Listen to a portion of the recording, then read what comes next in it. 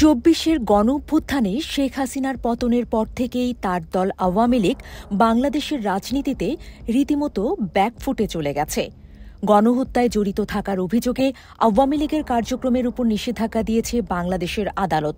এরপর থেকেই টানা ১৫ বছর ক্ষমতায় থাকা আওয়ামী লীগের রাজনীতির গতিপথ পুরোপুরি বদলে গেছে। বর্তমানে অন্তর্বর্তী সরকারের চোখ ফাঁকি দিয়ে গুপ্ত রাজনীতিক দলের মতো কার্যক্রম চালানোর চেষ্টা করছে আওয়ামী লীগ। এই নাজেহাল অবস্থার মধ্যেই বাংলাদেশের বাইরে থেকে আওয়ামী লীগকে ভাঙার চেষ্টা হচ্ছে বলে গুরুতর অভিযোগ উঠেছে। আর এই অভিযোগ তুলেছেন আওয়ামী লীগ সভাপতি শেখ হাসিনার ছেলে সজীব ওয়াজেদ জয়। তবে বাংলাদেশের বাইরে কোথা থেকে আওয়ামী লীগকে ভাঙার চেষ্টা হচ্ছে তা তিনি স্পষ্ট করেননি। একটি সাক্ষাৎকারে হাসিনা পুত্র জয় বলেছেন, আওয়ামী লীগ ও শেখ হাসিনার এখন সংকট চলছে। এই সুযোগে বিদেশ থেকে বাংলাদেশের এই প্রাচীন দলটিকে ভাঙার চেষ্টা হচ্ছে। মূলত দলের নেতৃত্ব পরিবর্তন করতেই এই চেষ্টা চালানো হচ্ছে বলে অভিযোগ তুলেছেন তিনি।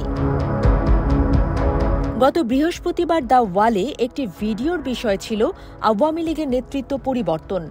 ওই ভিডিওতে শেখ হাসিনা সহ শেখ পরিবারের কেউ যাতে আওয়ামী লীগের নেতৃত্বে না থাকতে পারেন সেইভাবে একটা ছক কষা হচ্ছে বলে উল্লেখ করা হয়।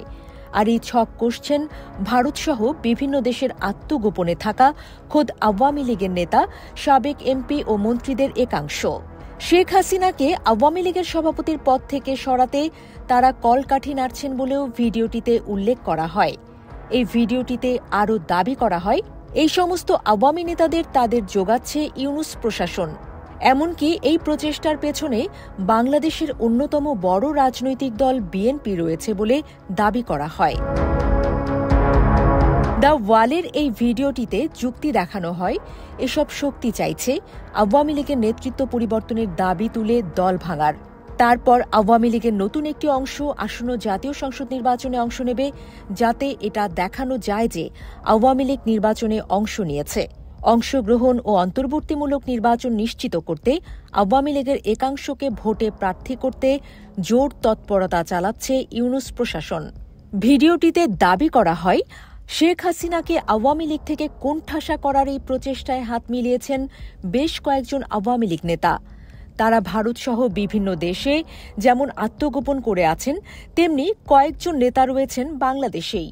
এমনকি জেলবন্দি নেতাদেরও একাংশ দলভাঙা ষড়যন্ত্রে লিপ্ত বলে দাবি করা হয়েছে। ঢাকার আন্তর্জাতিক অপরাধ ট্রাইব্যুনাল শেখ হাসিনাকে মানবতাবিরোধী অপরাধে মৃত্যুদণ্ড দেওয়ার পর থেকেই নেতৃত্বের একাংশ দলের সভাপতির পদ থেকে মুজিব কন্যাকে সরাতে তৎপর হয়ে উঠেছে। ঘনিষ্ঠ মহলে তারা প্রচার করছেন, ফাঁসির আসামি দলের সভাপতি পদে থাকতে পারেন না। সাক্ষাৎকারে হাসিনার ছেলে জয় এটাও স্পষ্ট করেনি যে কারা আওয়ামী লীগের নেতৃত্ব পরিবর্তনের চেষ্টা করছে। মনে করা হচ্ছে দলকে অটুট রাখতেই তিনি আপাতত কারোর নাম বলছেন না। এই ব্যাপারে তিনি তার মা শেখ হাসিনার পরামর্শ মতোই চলছেন বলে মনে করা হচ্ছে।